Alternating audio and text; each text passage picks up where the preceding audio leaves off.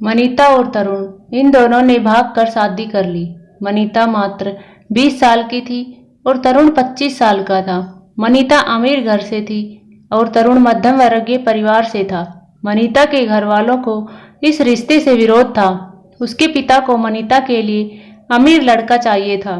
वैसे भी मनीता के पापा के मुताबिक उसकी शादी करने की उम्र भी नहीं थी। थोड़ी सी समझ आने पर वह तरुण को भूल जाएगी, ऐसे मनीता के पिताजी को लगता था।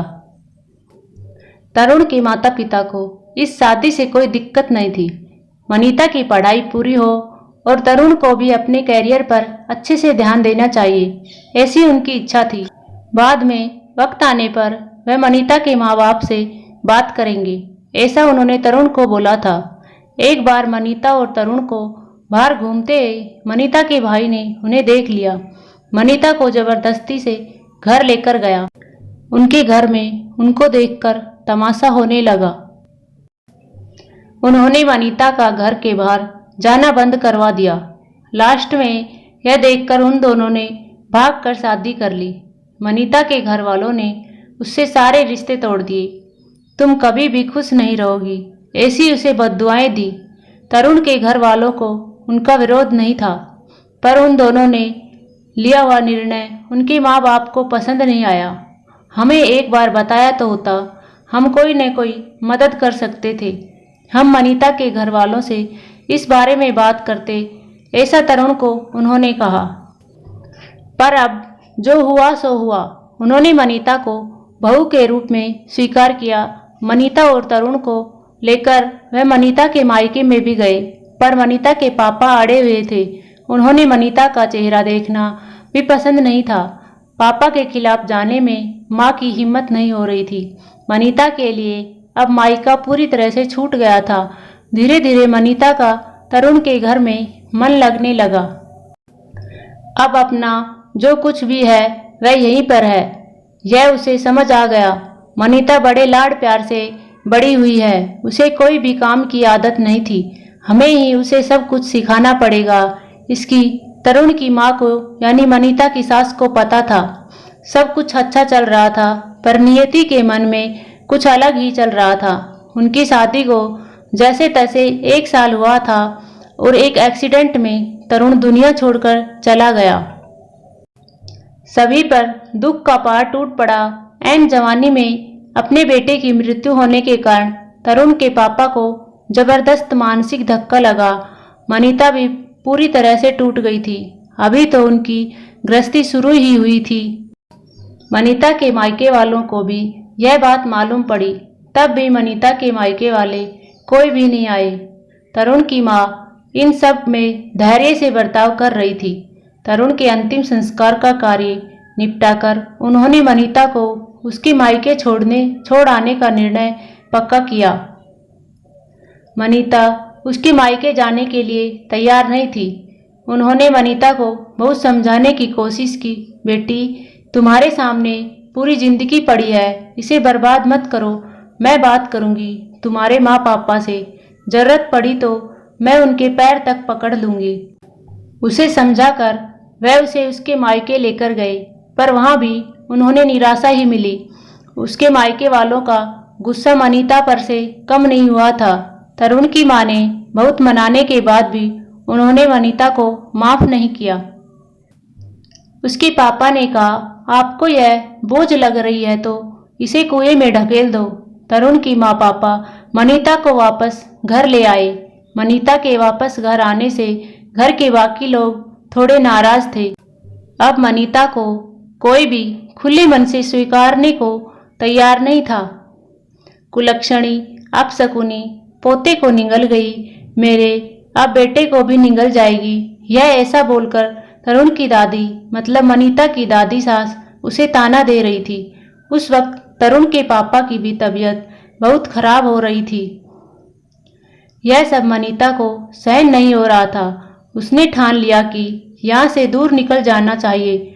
रात को सब सो जाने के बाद वह निकलने वाली थी, तभी उसकी सास जो जग रही थी उन्होंने मनीता को रोका। कहाँ जा रही है? ऐसा पूछा। माँ, मुझे जाने दीजिए, मैं अपशकुनी हूँ, मेरी ही वजह से यह सब हुआ। मैं तरुण की जिंदगी में नहीं आती तो हमारी शादी नहीं हुई होती, तो आज वे जिंदा होते। पापा की भी यह हालत नहीं होती। मुझे जाने दीजिए, मैं यहाँ नहीं रह सकती। वक्त आने पर आत्महत्या कर लूंगी, पर अब यहाँ नहीं रहूंगी। सच में मेरे यहाँ आने से इस घर की सारी खुशियाँ चली गई। मुझे कोई अधिकार नहीं है यहाँ रहने का। मनीता रोते रोते सब बोल रही थी। उसकी सास ने उसे पहले शांत किया। मनीता, तुम दोनों मिले नहीं होते तो, तुम्हारी शादी हुई नहीं होती तो, उस दिन उस ट्रक ड्राइवर ने नशे में गाड़ी नहीं चलाई होती तो, रास्ते पर लोगों ने तरुण को वक्त पर हॉस्पिटल में ले गए होते तो। बहुत तो है बेटा, और अब वक्त निकल गया है इन सब का बातों का विचार करने का। तरुण तो मेरा बेटा था। मेरी क्या हालत हुई होगी इन सब में, एक बार तो विचार किया क्या तुमने? वह तो चला गया और अब तुम भी छोड़कर चली जाओगी मुझे।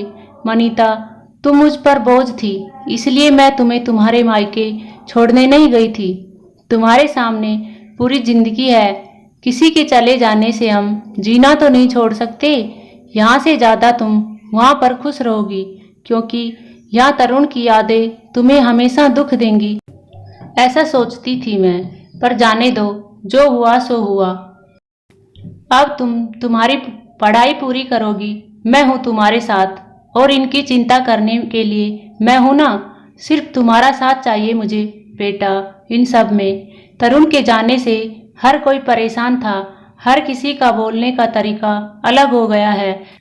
तुम्हारा दुख मैं अच्छे से समझ सकती हूँ, पर अब तुम्हें संभालना होगा। लोगों का बोलना नज़रअंदाज करना होगा। तुम्हें मन लगाकर पढ़ाई करनी पड़ेगी। तुम कोई भी गलत फैसला नहीं लोगी, इसका मुझे वचन दो। मैंने मेरा जवान बेटा गंवाया है और अब बेटी को नहीं खोना चाहती। सास की बातें सुनकर मनीता को रोना आया। उसने सास को गले लगाया। माँ, मैं कहीं नहीं जाऊंगी आपको छोड़कर। आप जैसा बोलेंगी वैसा ही मैं करूंगी। मनीता की सास भी मन भर के रोई। आज पहली बार उनका दुख फूट फूट कर बाहर आया था। आगे मनीता ने मन लगाकर पढ़ाई की। बहू नहीं, वह उस घर की बेटी बनी। बहुत सारे ताने, बुरी बातें सुनी उसने। हर एक राह पर उसके साथ उसकी सास खड़ी थी। वो दोनों एक दूसरे की ताकत बनी। मनीता IAS अधिकारी बनी। अब उसे दोष देने वाले लोगों का मुंह बंद हो गया। मनीता के मायके वालों को ये खबर पता चली। उसके पापा के सिवाय मायके के बाकी लोग उसे पूछने लगे थे। सास ने अच्छे जोड़ीदार चुनकर मनीता की दूसरी शादी करवाई। शादी के बाद भी मनीता अपनी इस माँ को कभी नहीं भूली। सास के अंतिम काल में भी मनीता रात दिन उस करके सेवा में हाजिर होती थी।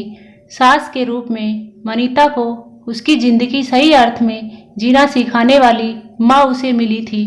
पर सच में मनीता की सास जैसी ऐसी कितनी समझदार औरतें इस समाज में हैं, जो एक चौखट से बाहर जाकर सोचती हैं और दूसरों का आधार बनकर उनका जीवन सफल बनाती हैं। उम्मीद करती हूँ कि दोस्तों कहानी पसंद आई होगी। कहानी पसंद आई हो तो लाइक और शेयर करना ना भूलें, और चैनल पर नए हो तो सब्सक्राइब जरूर करें। धन्यवाद दोस्तों।